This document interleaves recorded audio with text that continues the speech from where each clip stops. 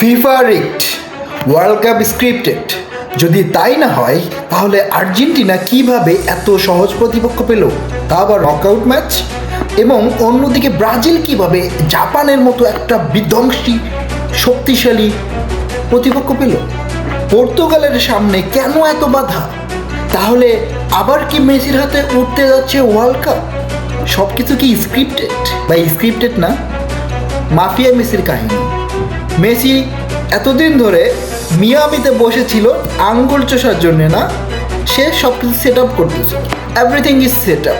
উরুগুয়ের সঙ্গে আবুবারদের ড্র, স্পেনের সঙ্গে ড্র, সৌদি আরবের সঙ্গে ড্র, উরুগুয়ে হারা স্পেনের সঙ্গে, সব কিছু একটা সেট আপ ব্রো। উরুগুয়ে হেরে গিয়ে থার্ড নম্বরে চলে গেছে যাতে কাবো ভার্দেকে আর্জেন্টিনা পায়। তো কি করবা তাতে? পাইছি আমরা পেয়ে গেছি, আমরা সহজ প্রতিপক্ষ পাইছি, আমরা নিয়ে নিছি, আমরা জোর করে নিছি ভাই, জোর করে ওয়ার্ল্ড কাপও নিয়ে নেব। পারলে ঠেকাও, আর না হলে বসে বসে আঙ্গুল চষো আর কান্নাকাটি কর। জাপানের সঙ্গে খেলা আছে কালকে রাতে, হ্যাঁ ওইটা নিয়ে ভাবো। চোখের জল কি দিয়ে মুছবা? রুমাল দিয়ে মুছবা, না হাত দিয়ে মুছবা, না অন্য কিছু দিয়ে মুছবা? আইসে